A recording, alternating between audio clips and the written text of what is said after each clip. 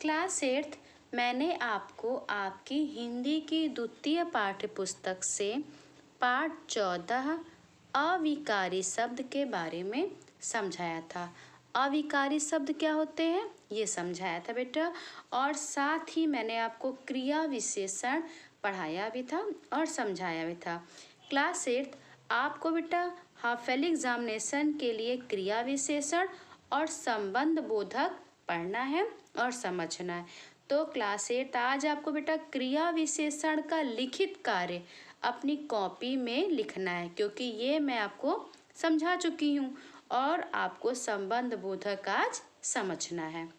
Class 8 आप समझ गए ना बेटा, आपको क्या करना है आज आपको क्रिया विशेषण का लिखित कार्य अपनी कॉपी में लिखना है और संबंध बोधक पढ़ना है और समझना है।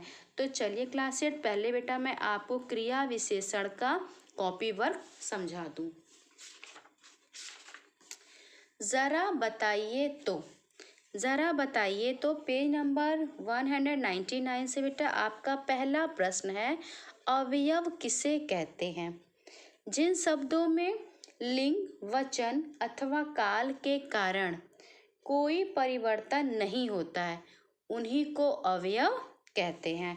फिर रीतिवाचक तथा परिमाणवाचक क्रिया विशेषण में उदाहरण सहित अंतर स्पष्ट कीजिए। पहले आप रीतिवाचक का लिखेंगे, फिर परिमाणवाचक का।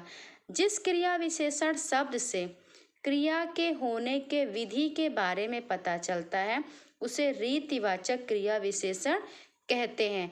जैसे हिमांशु तेज दौड़ा। जबकि जिस क्रिया विशेषण शब्द से क्रिया की मात्रा के बारे में पता चलता है उसे परिमाणवाचक क्रिया विशेषण कहते हैं। जैसे मीनल थोड़ा ही खा पाई। अब इसके बाद है बेटा आपका ज़रा सोचिए तो टॉपिक है बेटा, आपको अपनी समझ से लिखना होता है। आपका प्रश्न है, आप किसी कार्य को किस ढंग से करते हैं उसमें क्रिया विशेषण का कौन सा भेद होगा? बेटा यहाँ ढंग पूछा गया है और आपको अच्छे से पता है कि किसी काम को करने के ढंग को, विधि को रीतिवाचक क्रिया विशेषण कहते हैं, क्योंकि यहाँ ढंग पूछा गया है। समय तो पूछा नहीं गया है कि आप किसी कार्य को किस समय करते हैं या आप किसी कार्य को किस स्थान पर करते हैं। यहाँ ढंग पूछा गया है। ढंग का मतलब होता है विधि। तो आप यही कहेंगे ना कि हम सारे काम को अच्छी तरीके से, अच्छे विधि से, अच्छे ढंग से करते हैं और उसमें रीतिवाचक क्रिया विशेषण का भेद होगा। अब है क्रिया विशेषण तथा विशेषण में अंतर बताइए। तो क्रिया विशेषण क्या करता है बेटा? क्रिया विशेषण तो क्रिया की विशेषता बताता है, काम की विशेषता बताता है, जबकि विशेषण क्या है? विशेषण संज्ञा और सर्वनाम की विशेषता बताता है। यही दोनों का अंतर है। अब बेटा देखिए अभ्यास कार्य। अभ्यास कार्य में आपको क्या करना है? निम्नलिखित रिक्त स्थानों में उचित क्रिया विशेषण भरिए। तो आप बेटा इन वाक्यों को ध्यान से पढ़िए और पढ़ने के उपरांत इनमें कौन सा शब्द आएगा ये स्वयं देखिए। क्रिया विशेषण 4 प्रकार के होते हैं, कालवाचक, स्थानवाचक, परिमाणवाचक और रीतिवाचक। अब आपको ये देखना है कि चारों भेदों में से कौन सा शब्द यहाँ आएगा। जैसे जरा चलो, जरा चलने के लिए कहा जा रहा है तो जरा तेज चलो या जरा धीरे चलो, यही हो सकता है। हेमा वहाँ से खिसक गई, यहाँ स्थानवाचक भी दे सकते हैं कि हेमा वहाँ से, वहाँ तो दिया है स्थानवाचक, वहाँ दिया है हेमा वहाँ से खिसक गई, तो हेमा वहाँ से अभी खिसक गई, मतलब कालवाचक दे सकते हैं। तो इस तरह से बेटा ये रिक्त स्थान को स्वयं भी समझिए और करिए। फिर है क्रिया विशेषण के भेदों के लिए उदाहरण वाक्य लिखिए। यहाँ बेटा क्रिया विशेषण के चारों भेद दिए गए हैं, कालवाचक क्रिया विशेषण, स्थानवाचक क्रिया विशेषण, परिमाणवाचक क्रिया विशेषण और रीतिवाचक क्रिया विशेषण। आपको क्या करना है, यहाँ पर बेटा आपको एक एक उदाहरण देना है जो इन भेदों से जुड़ा हो। जैसे कालवाचक क्रिया विशेषण है तो कालवाचक क्रिया विशेषण में आप समय को ही बताएंगे, यानी कि जैसे कि मैं रोज विद्यालय जाता हूँ, तो रोज हो गया मतलब कालवाचक। इस तरह से बेटा आपको यहाँ पर उदाहरण देना है। अब आपका तीसरा है, निम्नलिखित वाक्यों में विशेषण तथा क्रिया विशेषण शब्दों को रेखांकित कीजिए। नीलेश अनेक उपहार लाया, तो अनेक उपहार, तो इस तरह से बेटा आपको विशेषण तथा क्रिया विशेषण छांटना है। क्रिया विशेषण काम की विशेषता बताता है और विशेषण संज्ञा सर्वनाम की विशेषता बताना है। तो आपको बेटा क्या करना है, इसमें से यही छांट कर उसको रेखांकित करना है। निम्नलिखित वाक्यों में से क्रिया विशेषण शब्द रेखांकित कर उनके भेदों के नाम लिखिए। यहाँ पे बेटा आपको क्या करना है, क्रिया विशेषण शब्द को रेखांकित भी करना है और साथ में वह शब्द किस भेद का है, यहाँ पर भेद का नाम भी लिखना है। जैसे गरिमा खाना जल्दी बना लेती है, तो यहाँ समय तो दिखा नहीं रहा है। अगर ये कहता कि गरिमा खाना अभी बनाई है, तो अभी मतलब कि अभी का मतलब समय दे दिया, या गरिमा खाना किचन में बनाई है, रसोई में बनाई है, तो स्थान देता। लेकिन यहाँ पर जल्दी है, जल्दी मतलब रीति ढंग है, तो यहाँ पर रीतिवाचक क्रिया विशेषण होगा। इस तरह से बेटा आपको यहाँ पर भेदों के नाम लिखना है। क्लास 8 मुझे बेटा आपसे पूरी आशा है कि आपको ये क्रिया विशेषण समझ में आ गया होगा, क्योंकि बेटा आपने पिछली कक्षा में भी क्रिया विशेषण पढ़ा है और समझा है। चलिए क्लास 8 अब बेटा संबंध बोधक समझ लीजिए। संबंध बोधक, कार्निवाल के मैदान के अंदर एक लड़का चुपचाप शरबत पीने वालों को देख रहा था। उसके गले में फटे कुर्ते के ऊपर एक मोटी सी सूत की रस्सी पड़ी थी और जेब के भीतर ताश के पत्ते थे। उसके मुख पर गंभीर विषाद के साथ धैर्य की रेखा थी। मैं ना जाने क्यों उसकी ओर आकर्षित हुआ।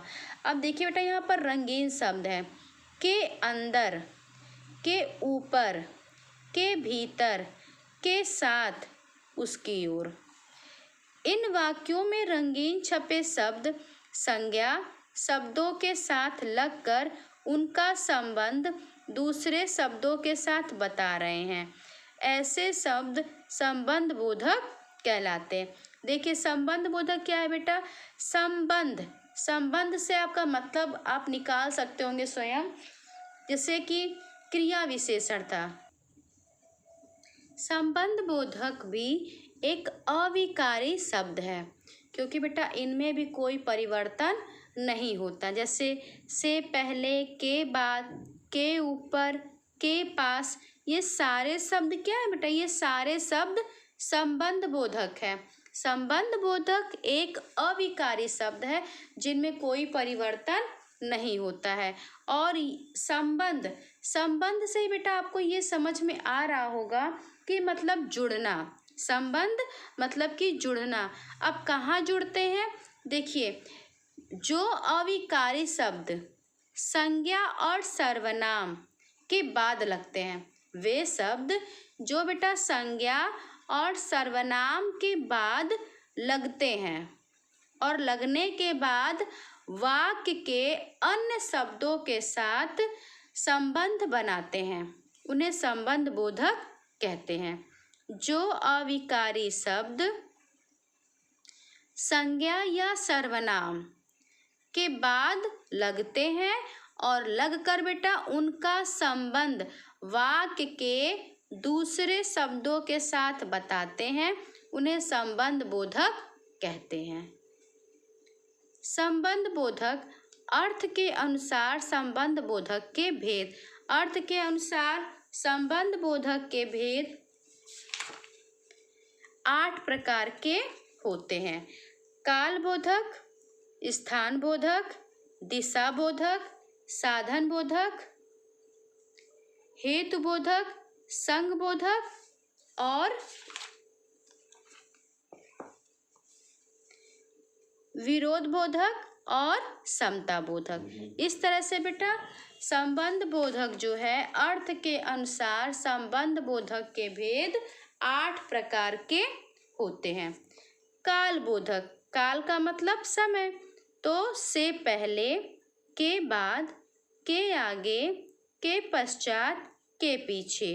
जैसे क्या बनेगा, जैसे विनय से पहले रोहन घर पहुंचा, तो यहाँ काल बोधक हुआ ना, विनय से पहले ही, यानी विनय के आने के पहले ही रोहन अपने घर पहुंच गया।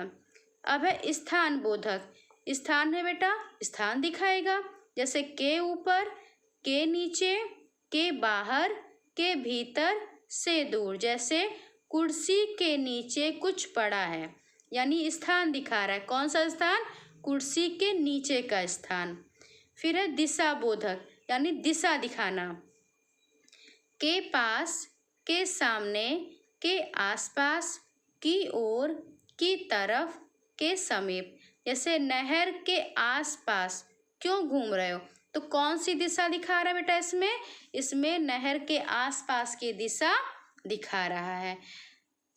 फिर है साधन बोधक, साधन बोधक यानी कि जो है इसमें कोई वस्तु, साधन, जैसे के कारण, के द्वारा, के जरिए, के सहारे, यानी चाकू के द्वारा फल काटो। साधन बोधक यानी साधन को दिखाना, के कारण, चाकू के द्वारा, के जरिए, के सहारे। जैसे जोकर रस्सी के सहारे ऊपर चढ़ गया, तो साधन क्या है ऊपर चढ़ने का, रस्सी।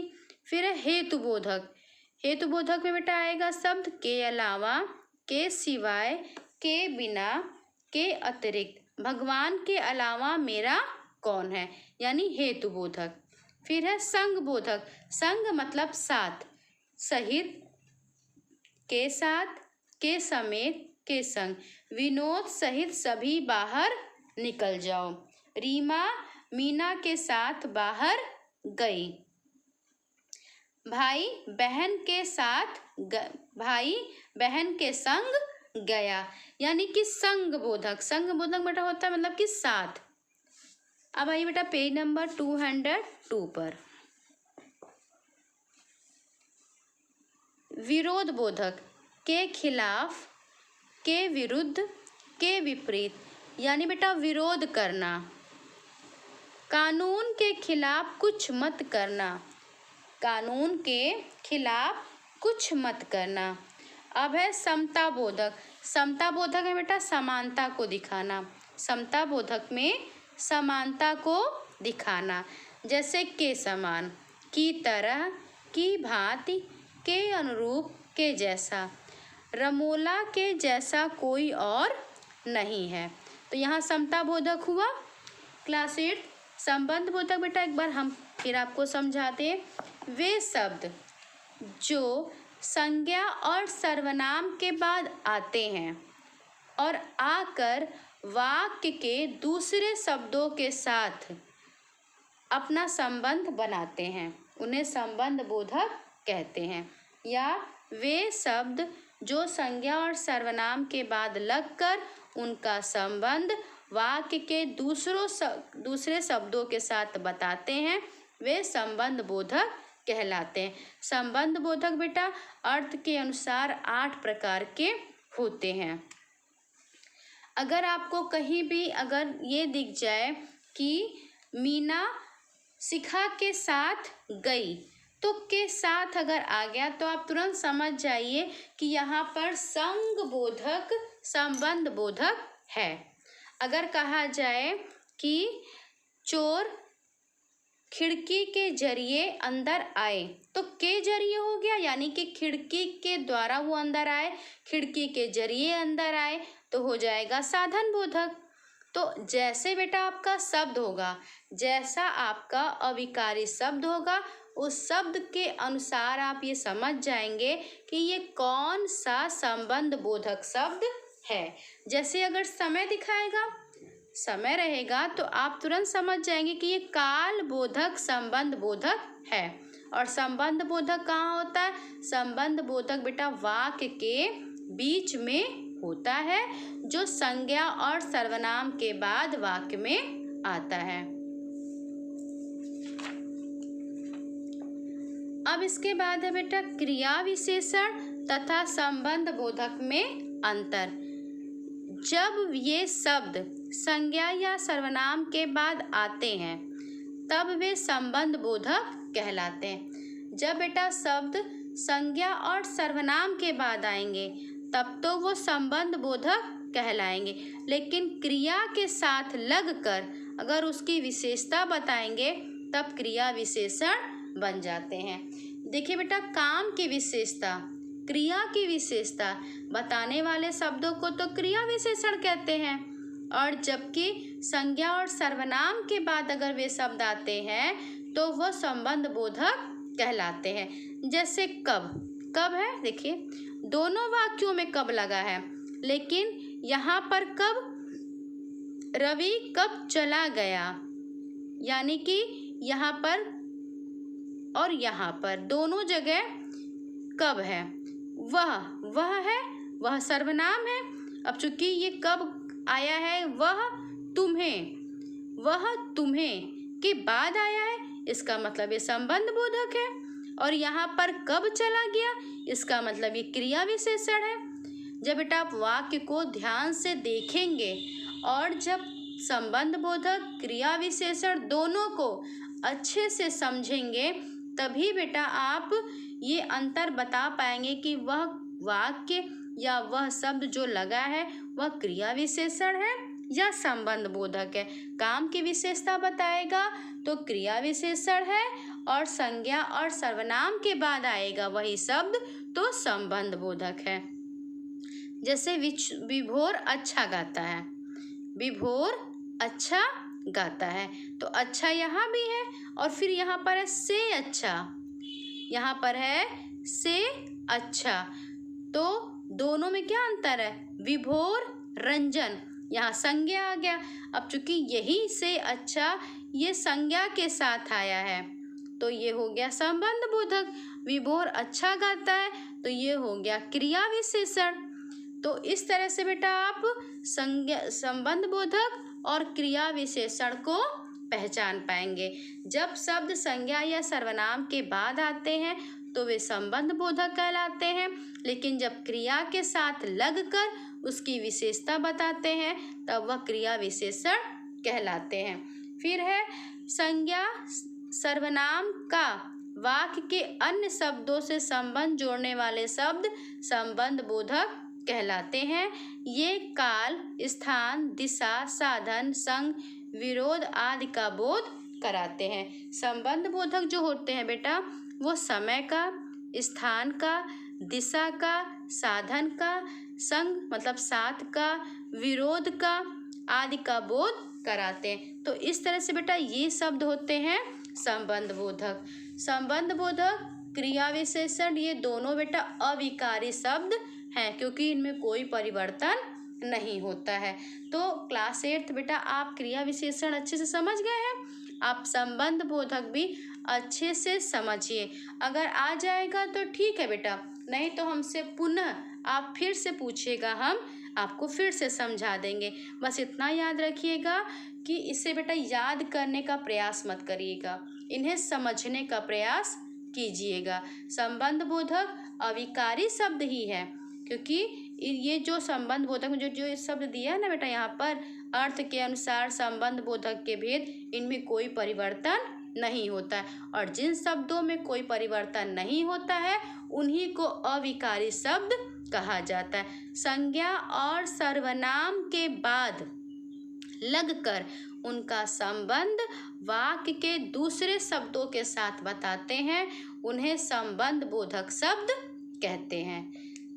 इसी तरह से क्रिया की विशेषता बताने वाले शब्दों को क्रिया विशेषण कहते हैं। क्रिया विशेषण के 4 भेद होते हैं और संबंध बोधक के बेटा अर्थ के अनुसार 8 भेद होते हैं। क्लास 8 आज बेटा आप क्रिया विशेषण का लिखित कार्य अपनी कॉपी में कीजिएगा, साथ ही संबंध बोधक फिर से अच्छे से इसको पढ़िएगा और समझिएगा।